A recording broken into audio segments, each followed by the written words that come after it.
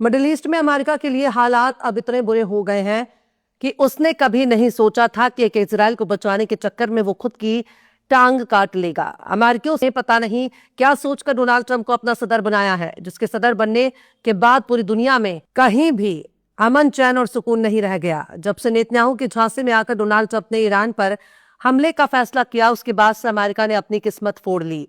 अपनी किस्मत को नेतन्याहू के हाथों में नीलाम कर दिया और नेतन्याहू अब अमेरिका को इस जंग में घसीटने के लिए पूरी तरह से तैयार हो चुका है।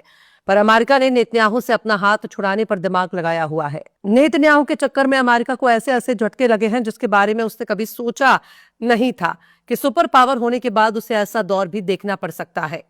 सलाम, नमस्ते, सत श्री अकाल। मैं हूं आपके साथ हर्षिता मिश्रा और आप देख रहे हैं टाइम्स मेल। मिडिल ईस्ट में ईरान ने जहां जहां अमेरिका के मिलिट्री ठिकाने मौजूद हैं, उन सभी जगहों पर इतनी बमबारी की है जितना अमेरिका ने सपने में भी नहीं सोचा होगा।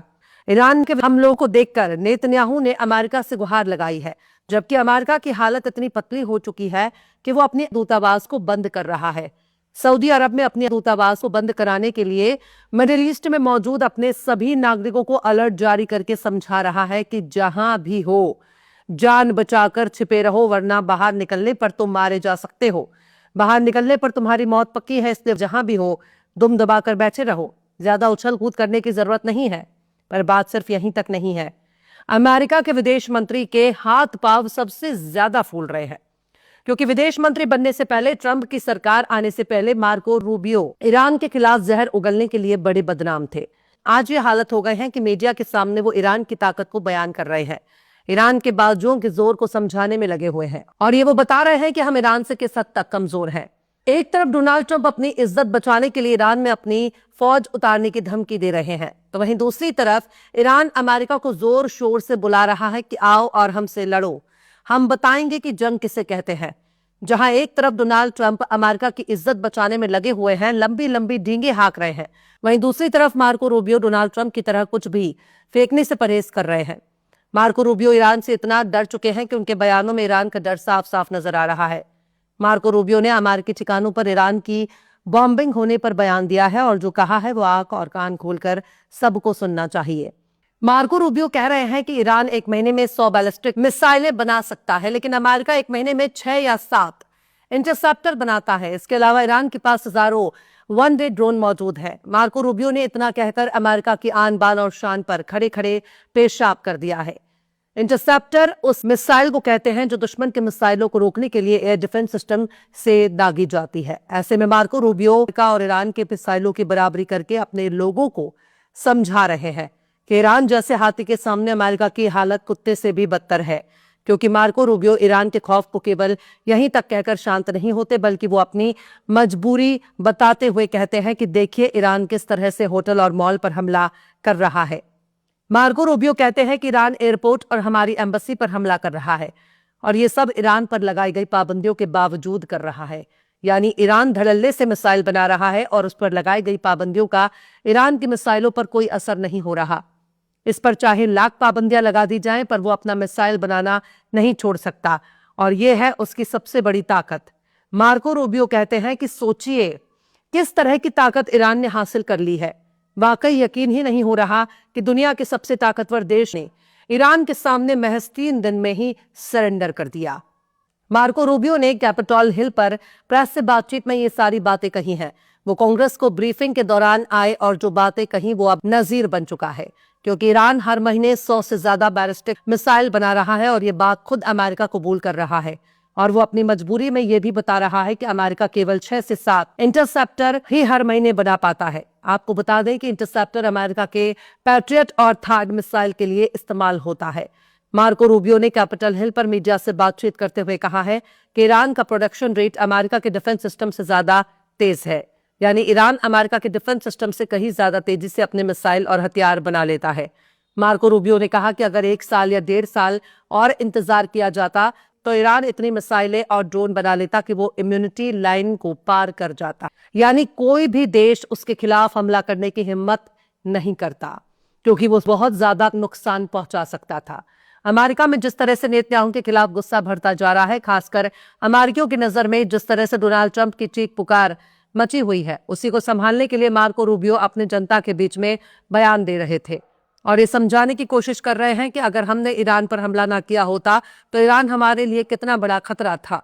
मार्को रूबियो कहते हैं कि ईरान इन हथियारों को कन्वेंशनल शील्ड के तौर पर इस्तेमाल करके न्यूक्लियर प्रोग्राम को छुपाना चाहता था और उसे आगे भी बढ़ाना चाहता था। उन्होंने कहा कि इसलिए जरूरी था ताकि अमेरिकी फौज पर ज्यादा नुकसान ना हो।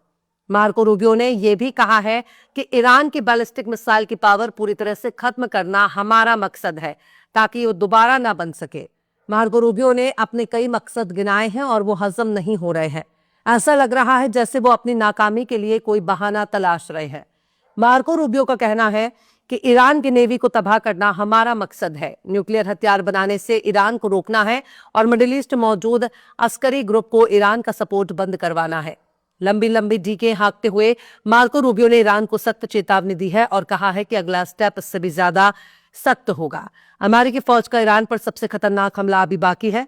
कहते हैं कि ईरान में हुकूमत बदलना हमारा मकसद नहीं है, लेकिन वो चाहते हैं कि ईरान कट्टरपंथी मजहबी नेताओं के जरिए न चलाया जाए। मतलब अमेरिका तय करेगा कि ईरान को चलाने वाले नेता मजहबी होंगे या नास्तिक।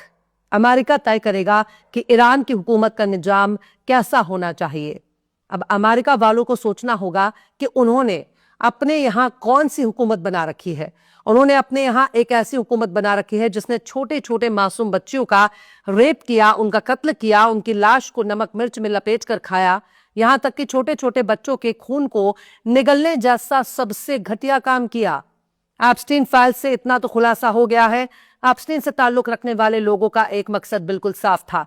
वो खुद को जवान देखना चाहते थे और वो चाहते थे कि चाहे उम्र कितनी ही क्यों ना हो पर वो हमेशा जवान बने रहे। इसके लिए एप्स्टीन के आइलैंड पर दुनिया भर से छोटी छोटी नाबालिग लड़कियों की तस्करी की जाती थी, उनके साथ रेप होता था।